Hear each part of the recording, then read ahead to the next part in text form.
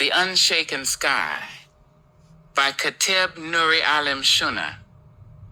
I've looked at the night sky my whole life, but I didn't always see it the way I do now. Back then, I thought it was just there, something you glanced at and moved on from. Now I know better. That's him up there. The Creator stretched it wide like a boundless ocean made of light, each layer resting gently on the next, like eternity wearing robes of silk, spun in his own hands. You won't find a single snag in that robe, not a shadow that doesn't belong. You can scan it from one end to the other. See any fault? Go ahead, look again and again. Eventually your eyes grow heavy and your spirit just exhales, because you realize you're staring at perfection. And perfection doesn't come from us. The sky is like a mirror without cracks, holding the reflection of his endless wisdom.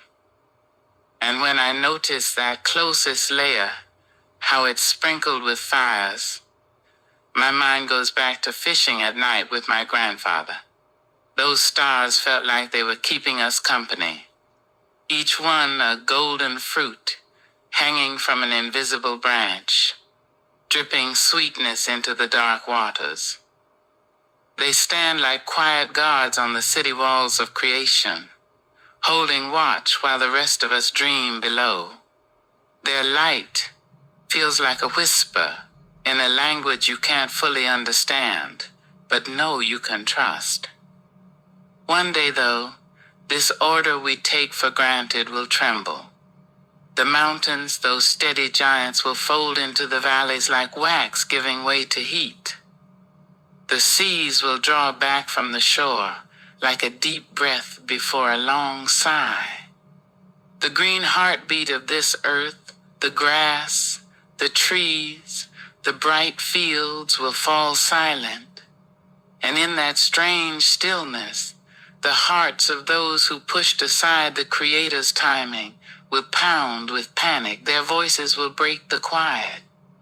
Creator, I need you now. And the heavens will stand silent, not because he's gone, but because the earth itself will be speaking, reminding them of the mornings he painted with gold for them, of the moments he tried to get their attention, through kindness they didn't deserve, through warnings they didn't want to hear. That's when it will hit.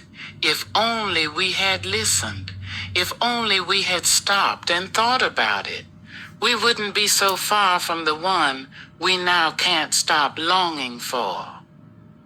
Yet there's hope, more than hope, for those who've held all for him without ever seeing his face. Forgiveness will wash over them like cool rain after a burning day, and their reward, words can't touch it. So be still. Wait.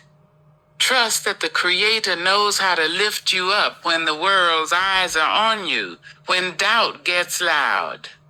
Govern yourself. Keep your tongue in check, because words can be a salve or a blade. Turn away from wrong before it even gets close. Choose kindness instead.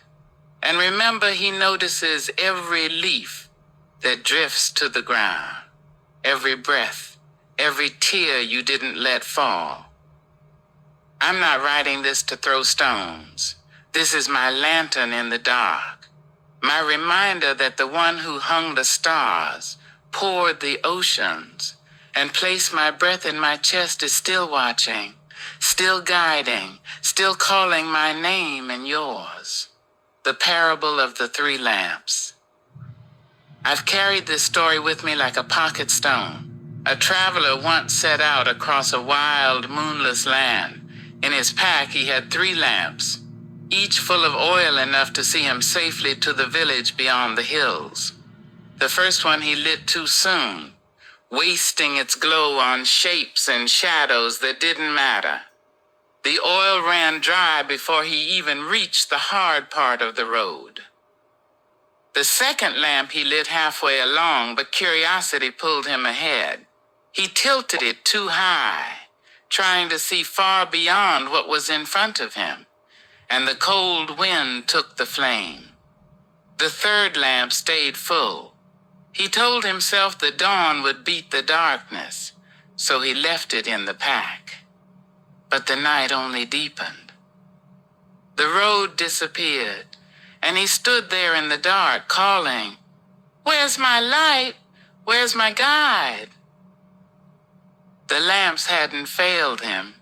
They were gifts. He just hadn't trusted them.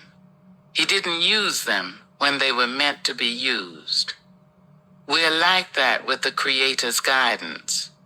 He hands us truth, patience, obedience, lamps filled and ready if we waste their oil on distractions, if doubt blows them out, or if we leave them untouched because we think we've got time. We'll end up stumbling in a darkness that was never supposed to be ours.